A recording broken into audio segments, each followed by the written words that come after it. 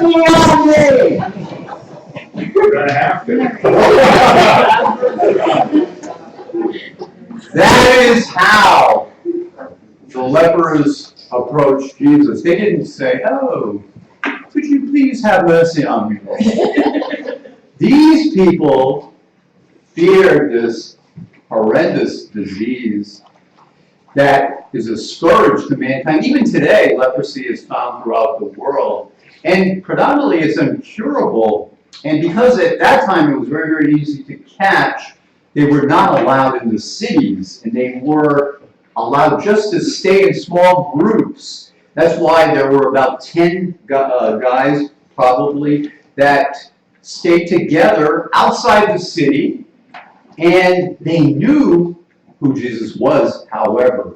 They knew he was some sort of healer. The lepers were a pretty good bunch of guys. They were always obeying the law, keeping out of the city. And but they wanted to have Jesus come near them. They believed in his ability to heal. They obeyed Jesus without question, you'll notice in the scriptures.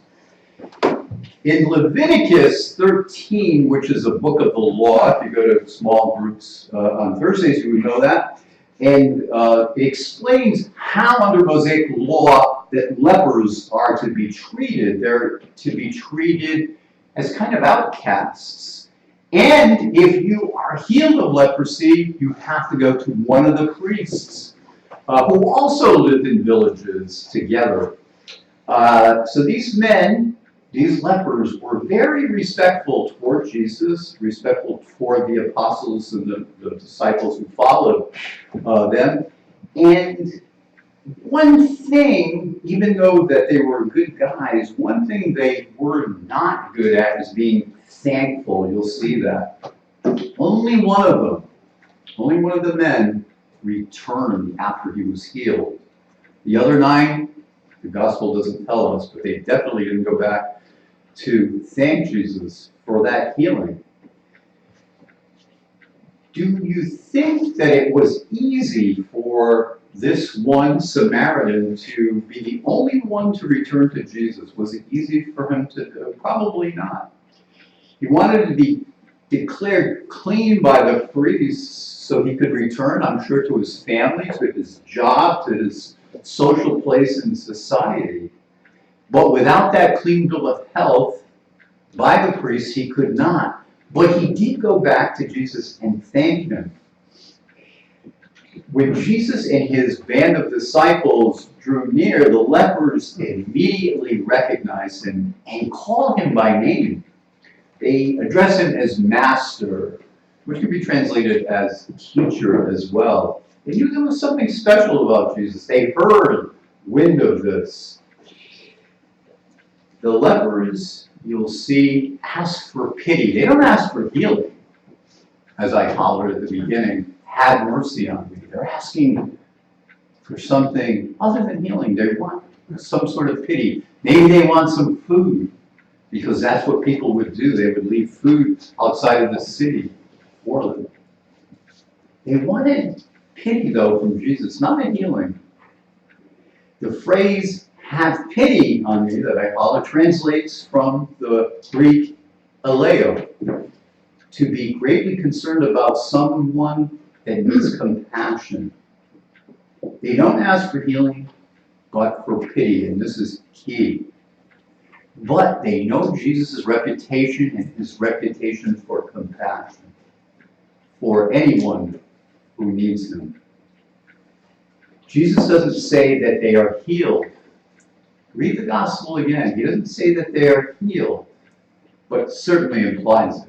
Therefore, they must go to receive that clean bill of health from the officials who grant it and that of the priests. They could have done one other thing. They could have disbelieved Jesus at some point, but they did believe in him. And by believing in him, I believe they were healed. We as readers or listeners to today's gospel are not told how they discovered that they were indeed healed, but it probably didn't take long. When you're suffering from leprosy, and all of a sudden it'd be like if you're suffering from arthritis or suffering from chronic pain, and all of a sudden it disappears, you know at that point when the pain goes, when that leprosy goes. We are not told, as I said, how they discovered it, but they did. Where is your leprosy? Your face is now clear. The skin on your hands is probably even soft again. Then I'm sure they began to examine each other and say, oh my God, something happened here.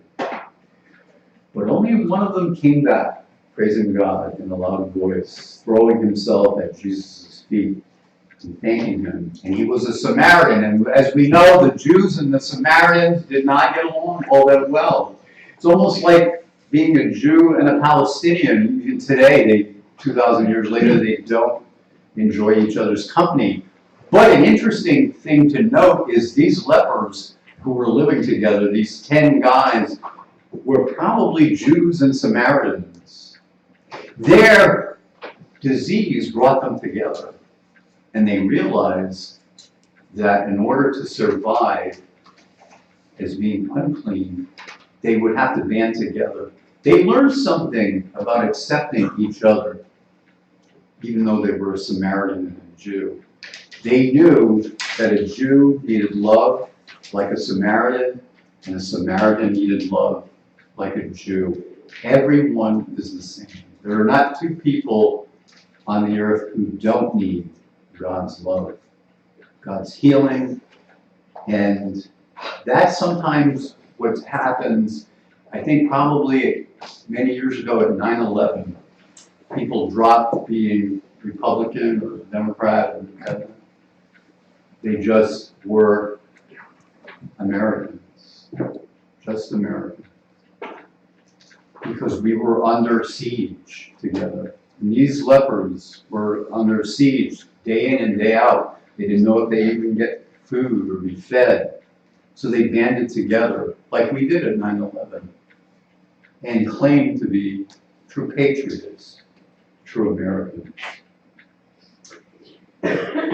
A clear lesson I think that we can pull out of this gospel, of this parable today, is to show gratitude.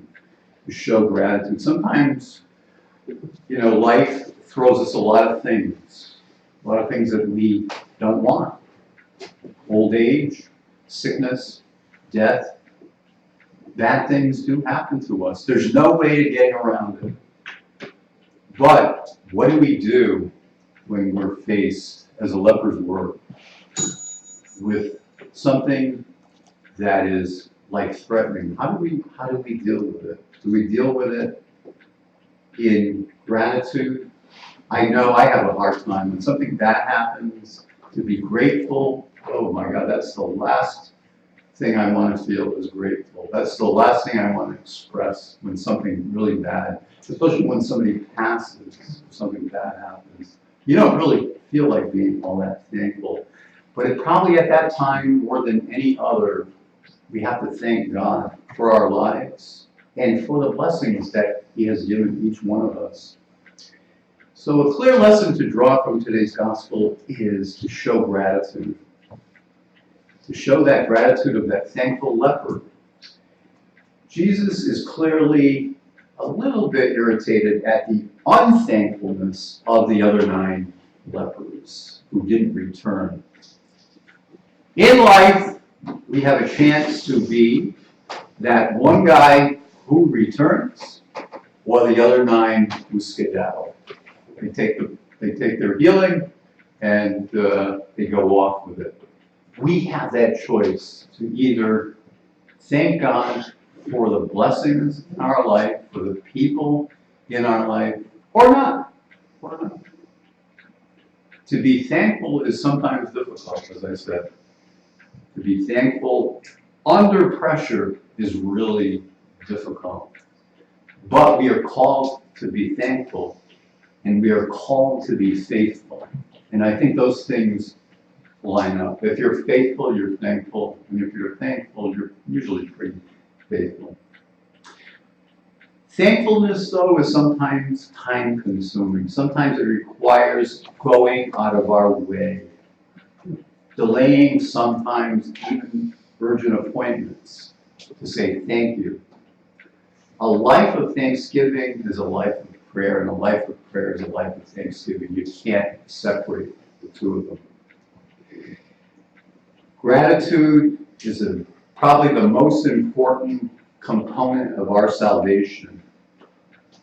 To be thankful for the Eucharist today, to be thankful for one another, to be thankful that we got up this morning, to be thankful that we're going to have a gorgeous day outside, even the small things in life. Just to be thankful is a prayer in itself. You don't have to say, "Oh, Heavenly Father, I thank you today." Just enjoy God's creation. That's a prayer in and of itself. To be with people you love, that's a prayer. You don't have to make up a long prayer. Just being with people who love the Lord and who follow the Lord is great, even in itself. Today, we see that 9 were saved physically, but I'm not sure if they were saved spiritually. Where are the other 9? Healing that doesn't bring a person to Jesus is always incomplete or stunted. Today, we come to the Lord like that one Samaritan, thanking Him for each and every part of our life that He has given us, even the parts of our life that have been painful in their times. And we've all been through it. Not one of us here has not had pain in their life and brokenness in their life. But today we come to Him as that leper and we thank Him for our life and how it's changed. And if we continue on that road with Him, it will always be a journey. It will always be a mystery. We never know what the Lord wants us to do from day to day. But we do know He wants us to be thankful. Amen? Amen.